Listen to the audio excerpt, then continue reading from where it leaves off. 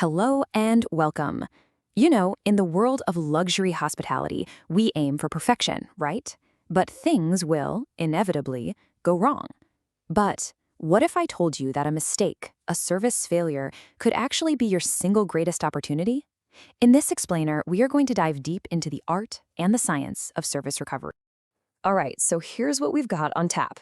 First, we're going to completely reframe how we look at mistakes. Then, we'll get super practical with a step-by-step playbook. After that, we'll look at the incredible lasting impact of getting this right. And finally, we'll talk about why this is a true hallmark of leadership in our industry. So let's start right there by changing our perspective. In luxury hospitality, we chase perfection every single day. But here's a reality check. Mistakes are going to happen. The real test of excellence isn't whether you can avoid every error, because you can't. It's about how you handle them with grace and skill. These moments, they're not failures. They are golden opportunities. And this is the crucial point. Right here, we absolutely have to see guest feedback, even a complaint, as an invaluable gift. It's not a headache, it's data. It's a free insight into your operation. It's a chance to see everything through your guest's eyes and improve. Not just for them, but for every single guest that comes after them. So, what is service recovery really? Well, it is not just damage control.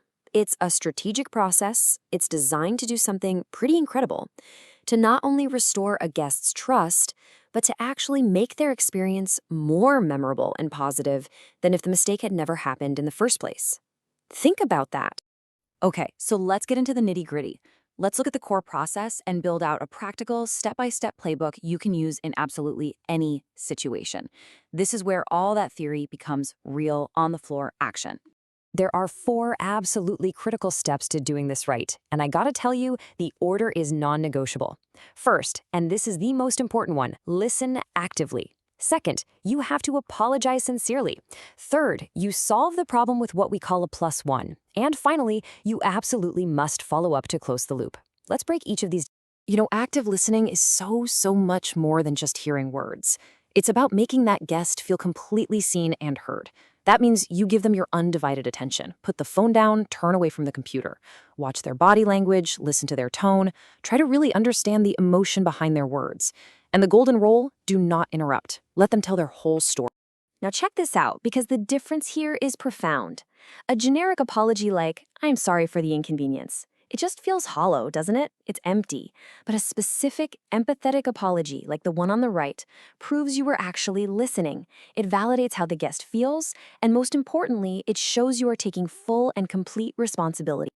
Now for the solution. Just fixing the problem, honestly, that's the bare minimum. That's just table stakes. A truly world-class recovery needs what we call a +1 approach. This means you give the guest what they originally expected, plus something extra, something to compensate them for the frustration, the time lost, the emotional toll of the mistake. You're acknowledging their trouble and making a real gesture to make it right. It sounds completely backwards, doesn't it? I mean, how on earth can a service failure actually lead to a stronger relationship with a guest?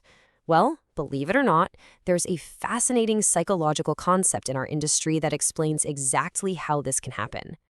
And here it is, the service recovery paradox. See, when you handle a complaint exceptionally well, you're demonstrating a level of care and commitment that a totally flawless experience just can't show. You've proven to that guest that you have their back, especially when things go wrong. And that creates a powerful emotional bond that can turn a dissatisfied guest into your biggest fan. Okay, so let's zoom out for a second and look beyond the immediate fix. An effective service recovery doesn't just end when you have one happy guest. Its impact literally ripples through your entire operation, leading to major long-term improvements and a much stronger reputation. Every single incident is a learning opportunity. Just look at this process.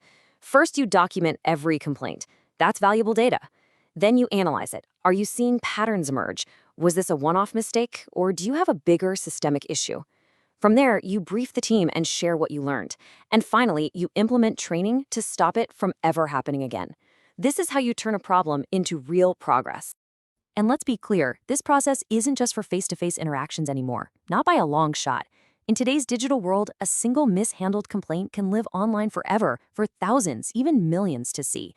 Your service recovery skills are just as critical, maybe even more so, for managing your hotel's reputation on TripAdvisor, Google, and social media.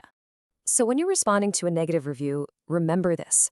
The goal is not to win an argument. The goal is to demonstrate your unwavering commitment to excellence to the huge audience of potential guests who are reading along.